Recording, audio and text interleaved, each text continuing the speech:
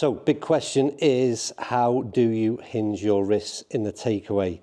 Is it something that you do straight away and then turn? Do your wrists hinge upwards and then do we start to turn? Or do you not break the wrists at all for some time before we start to break? Well, it's a question that no doubt you've asked yourselves, and hopefully we can find an answer in today's video with the help of the art of simple golf. And what he suggests is, when you understand the feeling, then it is something that is quite simple. So yes, another episode of Testing the Tips, where as an average golfer, just like you, I try some of the tips that I find, well, that I've had success with. And this one comes from Alex from the Art of Simple Golf, a channel that I watch quite a lot of. And I like the way he sort of simplifies, as the name of his channel suggests, the whole concept and theory. So this is going to be fairly simple for you to understand, or at least I hope. But if you don't understand my interpretation of Alex's video, the full link will be in the description below. And the first thing we need to do is identify what is the problem.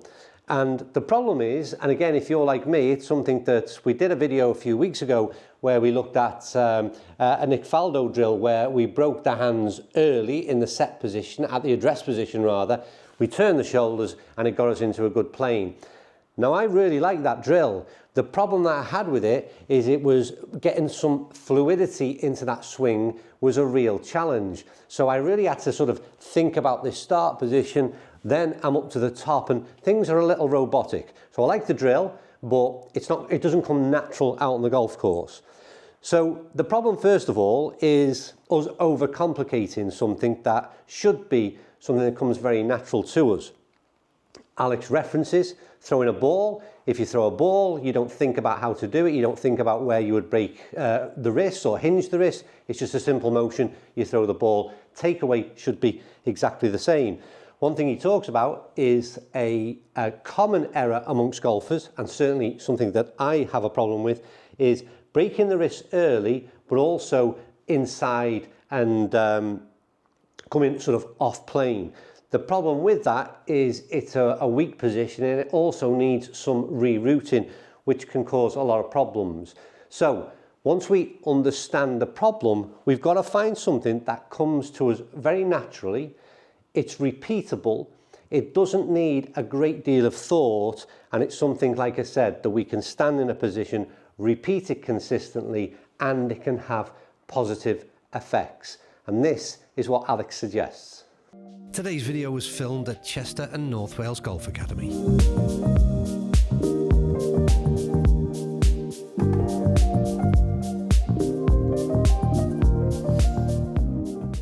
So in essence, this video and tip is very, very simple. And Alex goes on to describe a lot of problems on how we can do this incorrectly or certainly overcomplicate the wrist hinge. I'm not going to go into that detail because I know what you want. You want to get like me, you want to get straight to the meat of the video and the tip itself. And the tip, like I said, is very, very simple indeed.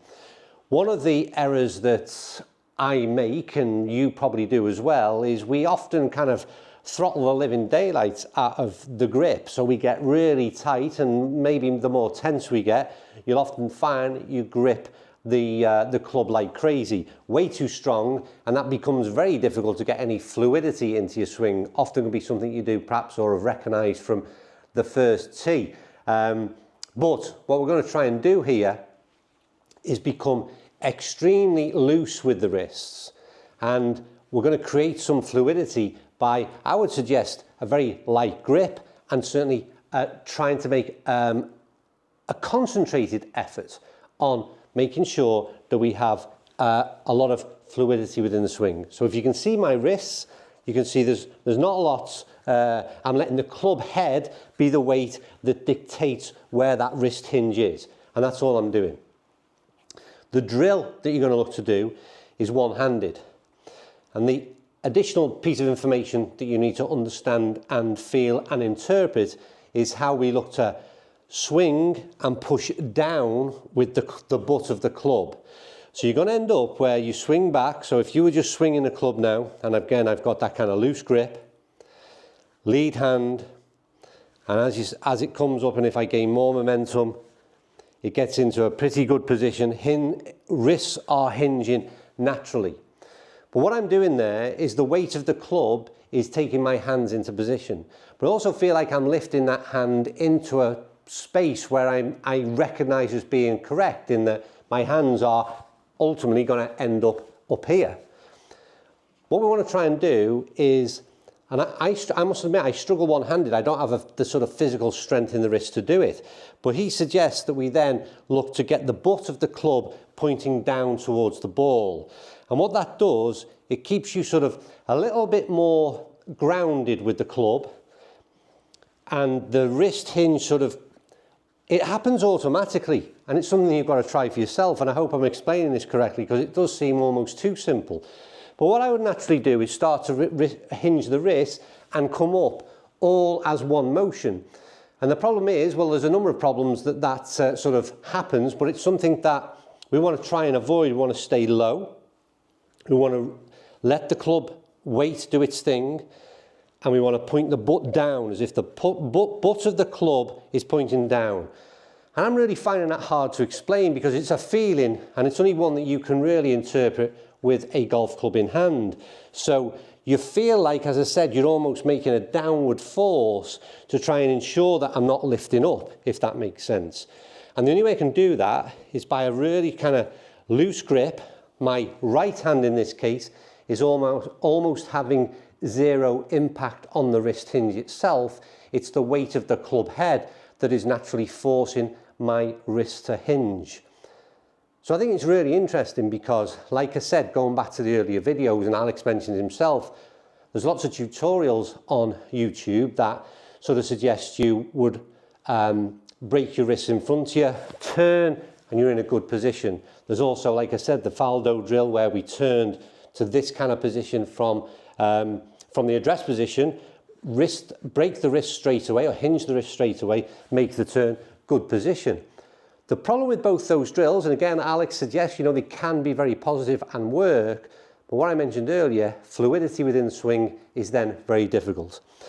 So what I will attempt to do is, because again, I like to see, what I don't like with a lot of the videos that I see online, everybody hits a golf ball generally with a camera square on and hits it down that way, and nobody sees the end results. So I think that's a bit of cheating. But anyway, I'm going to get into my sort of, so my position, and it won't be perfect. These videos are not supposed to be perfect. They're supposed to be my interpretation. And I'm going to try with a half a swing to try and execute that. Felt as though there wasn't enough positivity through the ball. The results were okay. So let's try that again. So hinge wrists down. So wrist down, wrist down. That was better. That was really smooth. And you can almost feel the kind of snap, and that being the wrists releasing without me trying to make the wrist release, if that makes sense. So it's a very natural, it's a very fluid motion, and I really like that. So again, it's that kind of, I can't see even straight away, my immediate thought is to lift the hands. So the practice swing is essential. That's better. Let's try that with a bigger swing. That's really good, Like I said, I only kind of feature a really straight shot, nice little snap through the shot. For those interested, I've got an iron in hand, and all I'm doing is we've got a 100-yard carry with just whatever it is, 3/4 swing, and you're really just trying to get that feel. And again, straight away, wrong. You can almost feel yourself lifting. It's got to be something that we've got to get, well, I've got to anyway, build up to. I'm going to try one more shot. Down. Nah, I'm going to try one more shot because I didn't like that one. If there wasn't, I mean, again, it's a huge pull left because there was no fluidity to the swing. Let's try that one more time. Better. Better. Really impressive.